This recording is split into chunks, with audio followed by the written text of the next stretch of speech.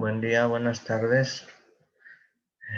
Yo soy Ulises Isaac, estudiante de la Universidad Enrique Díaz de León en la carrera de Ingeniería de Software, estudiante de octavo, del turno matutino, de la materia Sistemas Operativos. Ahorita vamos a ver un tema muy importante sobre sistemas operativos que viene siendo las llamadas a sistema, que sirven para administrar procesos. Estos sirven en Linux y en Windows. Bueno, los desarrolladores de sistemas, los programadores en Linux o en Windows, hacemos que se minimice el riesgo de complicaciones en el sistema al utilizar esas llamadas al sistema mm, causados por alguna negligencia del programador eh, o algún ataque externo de la direct- directo a una computadora personal. Eh, Uno de los propósitos de estas llamadas al sistema es que se separa los procesos del núcleo del sistema operativo y los programas de aplicación o los procesos de usuario. Esto quiere decir que los programas y los procesos que no pertenecen al sistema no tienen acceso a la unidad de procesamiento central, ni tampoco tienen acceso a la memoria. Más bien dependen de las llamadas al sistema. Eh, una llamada al sistema o en inglés System Call es un método utilizado por los programas de aplicación. Esto sirve para comunicarse con el núcleo del sistema. Ya lo dije, el sistema, digo, la unidad de procesamiento central. En los sistemas operativos modernos como son Windows, Linux o iOS, es necesario cuando un programa, un proceso de usuario necesita transmitir información del hardware hacia el propio núcleo. Esto quiere decir de la memoria RAM o del disco duro de almacenamiento eh, o disco de estado sólido al núcleo de procesamiento. De este modo, las llamadas del sistema es un método de enlace eh, entre el modo de usuario y el modo del núcleo. Los dos modos son importantes en cuanto a la seguridad para el procesamiento de instrucciones de la unidad de procesamiento central. También, bueno, antes de que la llamada al sistema termine de procesarse y de que se transmitan los datos, el núcleo del sistema toma un control del programa o los procesos que se estén ejecutando. La ejecución se interrumpe durante este periodo. Una vez realizada esa interrupción o la solicitud que llama al sistema, el núcleo renuncia al control. Ya no controla el núcleo al sistema y el código continúa, el código fuente de acuerdo al programador. El código fuente continúa desde el punto en el que se inició previamente la llamada al sistema, donde se había quedado en el código fuente. Los sistemas operativos tienen ciertos sistemas como llamadas al sistema en forma de funciones de biblioteca para que los programadores los puedan utilizar más fácilmente y, y esto se puede hacer a través de una interfaz de programación, una interfaz de desarrollo de usuario. Esto facilita el uso de las llamadas al sistema. Todas las llamadas al sistema se pueden utilizar como unidades de control para comunicar los procesos de aplicación, el sistema operativo y el hardware. También las llamadas al sistema se pueden clasificar en diferentes categorías y normalmente son los siguientes tipos de categorías. Son 5. La categoría se llama control de procesos. Dice que todos los procesos de un sistema deben controlarse para en cualquier momento se puedan detener o dirigir hacia cierto objetivo. Estas supervisan, por ejemplo, el inicio o ejecución, terminación o pausa de algún proceso, ya sea tanto en el sistema operativo Windows o en Linux. También se puede realizar en el sistema operativo de iOS para las computadoras Mac. Otra clasificación es la gestión de archivos. En los programas de aplicación requieren algún cierto tipo de llamadas al sistema para acceder a las operaciones típicas de los archivos, ya sea abrir, borrar, crear o cerrar o escribir o leer algún archivo. Otro tipo de clasificación son la gestión de dispositivos y esta categoría incluye las llamadas al sistema que permiten solicitar los recursos de hardware. Por ejemplo, el CPU, la pantalla, el teclado, dan acceso y prioridad a algunos dispositivos de hardware, por ejemplo, el disco duro de almacenamiento o el disco de estado sólido de almacenamiento, eh, espacio en la RAM, en la memoria de acceso aleatorio. Otra de las categorías es la gestión de información y los procesos tienen mucha información asociada, dado que requiere puntualidad e integridad de los datos. Esta gestión de la información sirve para intercambiar información entre los programas, la memoria RAM, el disco duro de almacenamiento, y esto sirve para que el sistema pueda administrar y gestionar la información. Otra categoría viene siendo la comunicación entre procesos.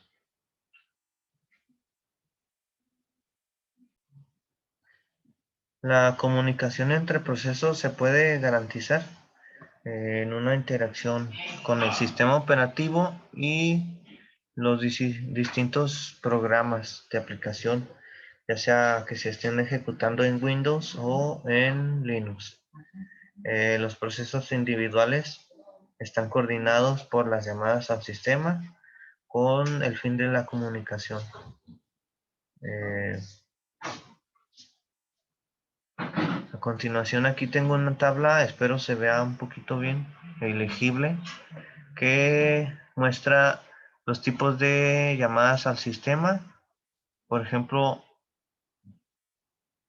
al lado izquierdo dice que tengo 2 de control de procesos y 4 de gestión de archivos, 2 de gestión de dispositivos, gestión de información y comunicación entre sistemas. La función de los control de procesos tiene algunas como crear procesos o terminar procesos, y en Linux se utiliza fork o exit, incluyéndose al final a abrir y cerrar paréntesis. También tenemos la gestión de archivos, abrir, leer o editar archivos, y en Linux se pueden utilizar open, read y write, incluyendo los paréntesis al final de cada uno. También tenemos la gestión de dispositivos, como abrir dispositivo, cerrar dispositivo, que viene siendo parecido a la función de gestión de archivos. En este caso, para la gestión de dispositivos también se utiliza read o close, entre otras llamadas al sistema. Para la gestión de información tenemos pausas al sistema, que en este caso la utilizamos con un sleep, un comando que se llama sleep en Linux. Vemos que en Windows, a la parte de la derecha, en la columna 4, que está a la derecha, también utilizamos sleep para Windows. En la parte de la derecha tenemos en esta columna cómo se utilizarían las mismas funciones que se utilizan en Linux, pero en Windows, para crear un proceso, create process o exit process,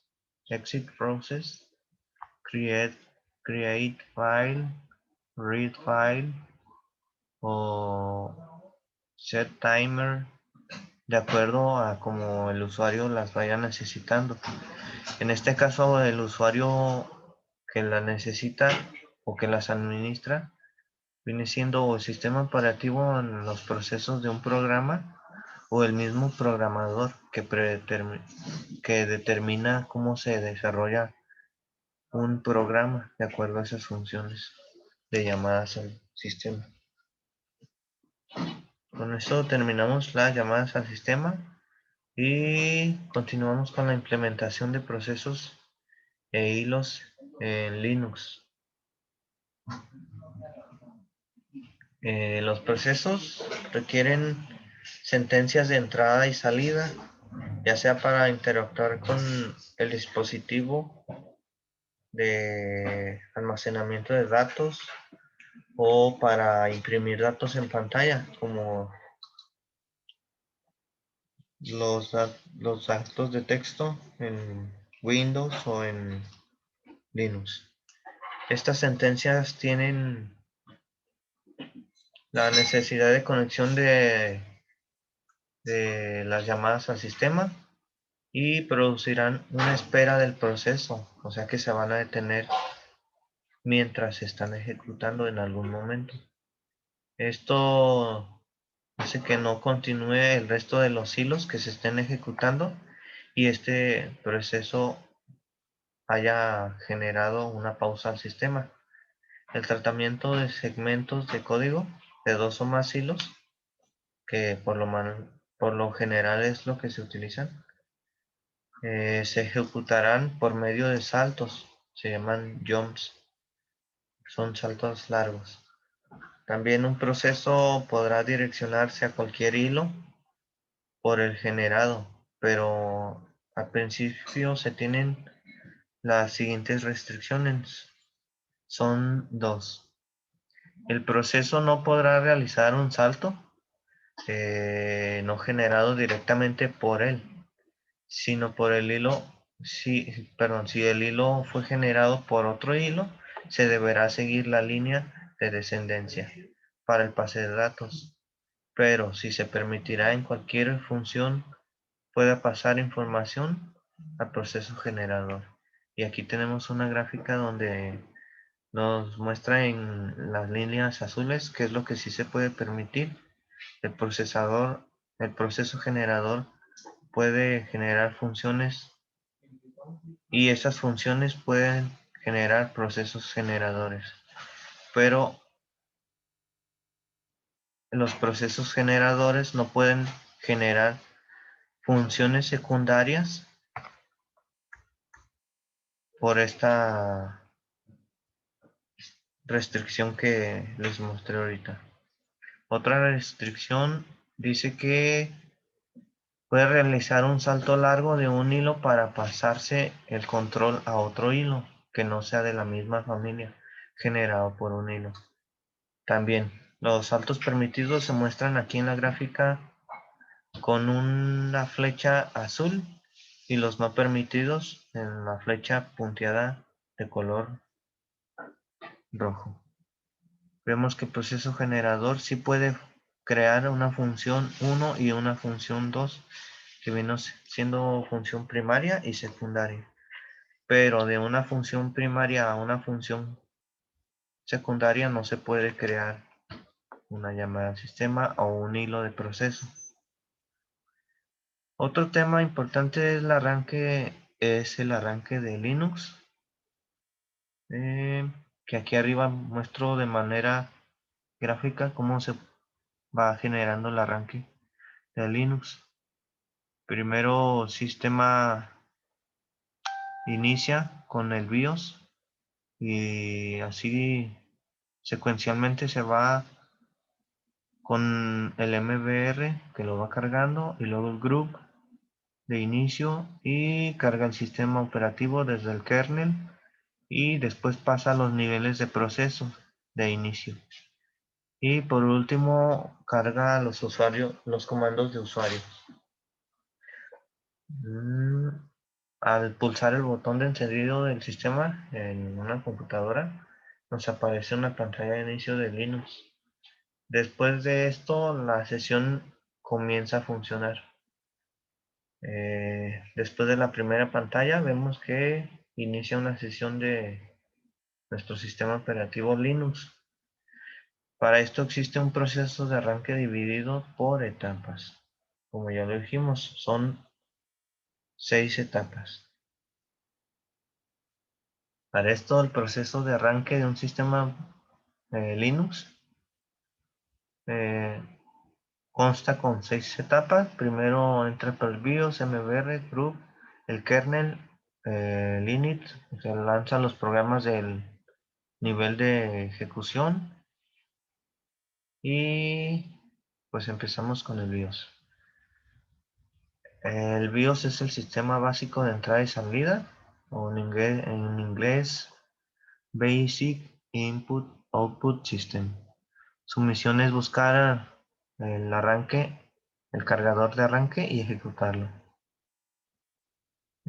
Cuando lo localiza el cargador de arranque, lo traspasa a la memoria RAM o a la memoria y le da el control. Entonces se inicia y ejecuta el cargador de arranque MBR, que es el segundo paso.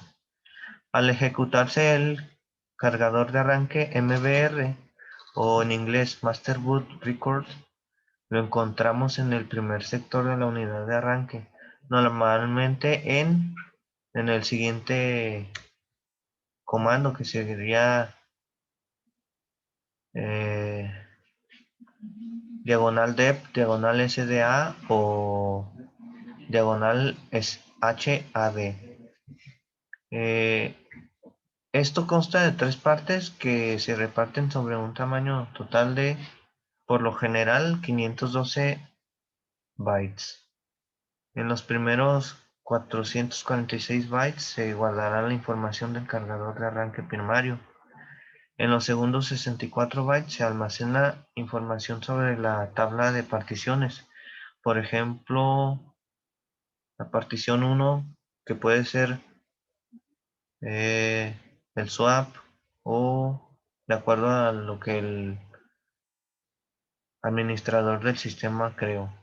La parte 2 sería, la parte 2 de la partición sería como el segmento donde se van a guardar los datos de usuario y así consecutivamente. Los 2 bytes restantes son para el MBR. Eso es como un sistema de checación de validación. El MBR guarda toda la información sobre cualquier cargador de arranque instalado en el sistema. Normalmente utilizamos group, por lo tanto el MBR puede cargar y ejecutar el gestor group. ¿Por qué utilizamos group? Porque es el que se utiliza en el sistema Linux. El siguiente viene siendo el group. En el group se almacena toda la información sobre la imagen del sistema operativo que se debe cargar y ejecutar. En este caso, si tuviéramos 2 sistemas operativos en un disco de almacenamiento, Por ejemplo, Windows y Linux, pues existiría un group donde tendría la configuración que diría cuál sistema operativo debería de cargar o ejecutar primero. En este caso es literalmente que primero, porque si ejecuta un sistema operativo ya no puede ejecutar el segundo. Inicia, por ejemplo, con Linux o con Windows. Es muy importante de que no se tenga ninguna falla en el group, porque si no, no podría ingresar correctamente la computadora a algún sistema operativo. Eh, Como ya lo había dicho antes, si tenemos más de un sistema operativo, el group nos ofrecerá la posibilidad de ejecutar el que más nos convenga. Eh, para esto muestra en la pantalla de inicio una opción de selección de casos de los sistemas operativos. Esto nada más se muestra unos segundos y pues el usuario puede elegir cuál sistema operativo iniciar. Generalmente el archivo group viene directamente con el nombre group.cfg de configuración. En el cuarto paso de inicio de Linux nos encontramos al kernel. Al iniciar el kernel se monta el sistema operativo, perdón, el sistema de archivos raíz y se ejecuta normalmente el siguiente comando, que significa o se describe como diagonal sbin diagonal init. Como init es lo primero que se ejecuta en el kernel, corresponde al número 1 en su posición como ID del proceso. Esto normalmente lo podemos verificar con el siguiente comando, que sería el siguiente: ps espacio guión medio ef eh, signo lógico de O y grep espacio init. Aquí tenemos un ejemplo en color verde, en texto verde, que se le está dando el valor de 1. Aquí tenemos en rojo, en color rojo, y se inicia el init. Esto en el lado del kernel.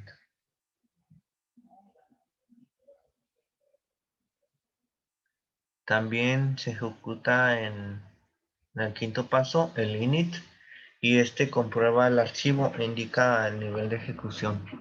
Como ya lo habíamos visto, hay diferentes tipos de niveles de ejecución y esto puede variar dependiendo de las circunstancias y la carga del sistema.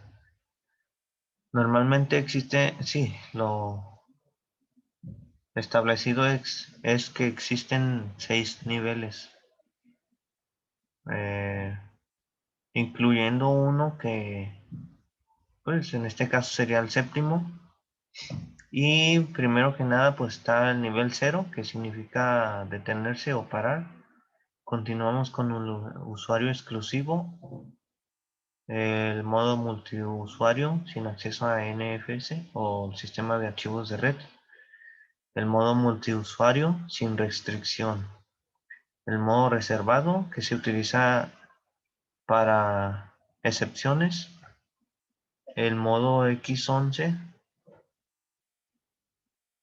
y el modo reiniciar.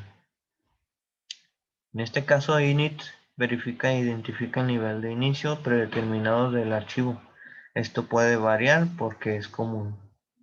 Y la carga de herramientas también las verifica e identifica. Carga de herramientas y aplicaciones necesarias dependiendo del nivel de ejecución. Eh, por último, el sexto nivel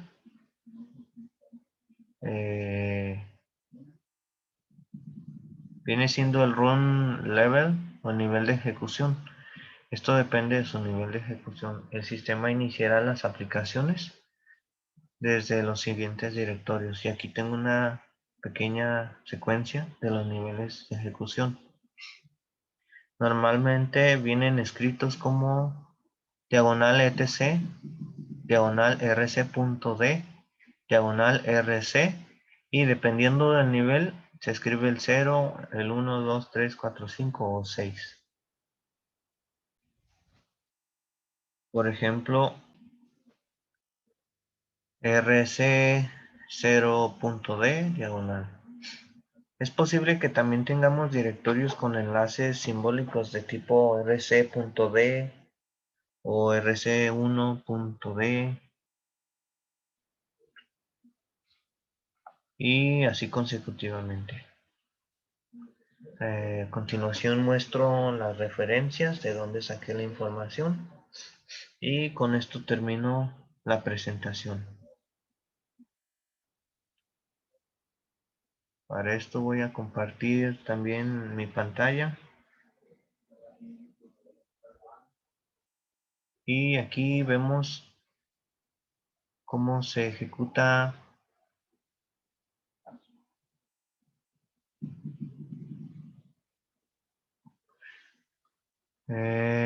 un IDE que viene siendo Visual Studio Code.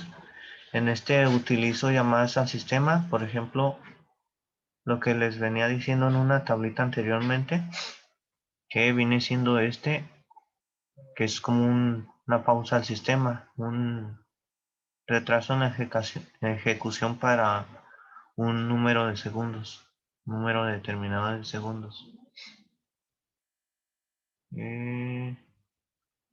Aquí llama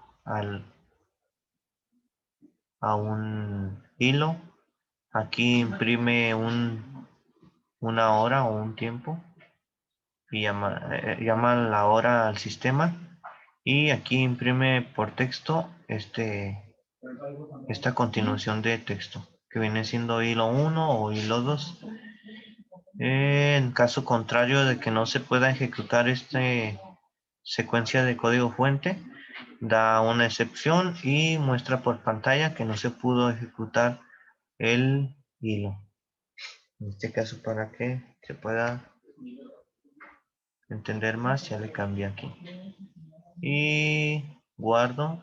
Aquí voy a cerrar la terminal y procedo a ejecutar.